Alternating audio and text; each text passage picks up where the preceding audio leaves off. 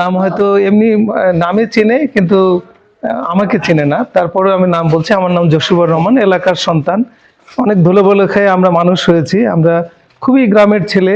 আমি চিন্তাই করতে পারি না যে আমাদের ৭১ ব্যাচ, নাম মানে সনটাই ৭১ ব্যাচ, আমাদের স্বাধীনতা যুদ্ধের ব্যাচ, ৭১ বন্ধু ব্যাচ। এই যে একটা বড় ব্যাচ আমাদের, এত সুন্দর, ভালো লাগে আমার।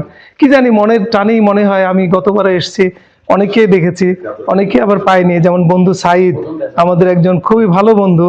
তো সাইদের আমি প্রশংসা করব না, সাইদ যে কি মানুষ একজন সেটা আমি কিছু বলবো না। তো আমাদের সবচেয়ে ভালো লাগে যে আমাদের স্যার, আমাদের মোলাবক স্যার যিনি বেঁচে আছেন, যে তার যে আমাদের এটার জন্য একটা আশীর্বাদ স্বরূপ। আমরা এই জন্য স্যারকে তো এই মানে এই অনুষ্ঠানের একটা মধ্যমণি হিসাবে রেখে, আমাদের যে বন্ধুরা অনেকেই মারা গেছে, এবং আমার কাছে এই গতবারের যত তালিকা আছে যারা কারা অংশ নিয়েছিল এবং কোন কোন আমরা যা না ফেরার দেশে গেছে সবকিছু লিপিবদ্ধ আছে। আমি সবকিছু এখানে ২৫ সালে আমরা দ্বিতীয়বার মিলিত হয়েছি। তো পরিচয়ের প্রথম থেকে তো আমার বন্ধু যিনি আয়োজক, শুধু নিউ ইয়র্ক থেকে এসছেন, এবং উনি আসেন, সবাইকে সাথে নেন, সবার কথা ভাবেন, কোনো প্রবলেম নাই। কিন্তু এবং আমি খুবই আনন্দিত যে সবচেয়ে বড় কথা, মানুষের জীবনে যে কৈশোর যে জীবনটা, এটা নাকি সবচেয়ে বেশি মনে থাকে।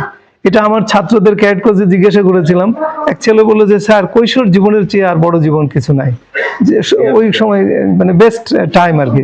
তো সেই কৈশোর জীবন কাটিয়েছে আমাদের লুৎফর রহমান পন্নু এই বিরামপুরের মাটিতে, এবং সেই কারণেই কিন্তু সেই কৈশোরের যে চিন্তা ভাবনা, সেটাই কিন্তু প্রকাশিত মানে হচ্ছে, এখানে প্রতিফলিত হচ্ছে আমাদের মাঝে। স্যার, এটা প্রতিফলিত হচ্ছে, জিতে রাখতে চাই, এটাকে আমরা স্মরণ রাখতে চাই, আমাদের জীবনের একটা মাইল ফলক।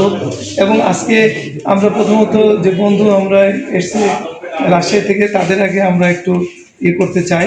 আমার বন্ধু ডাক্তার সাইদ আহমেদ খুবই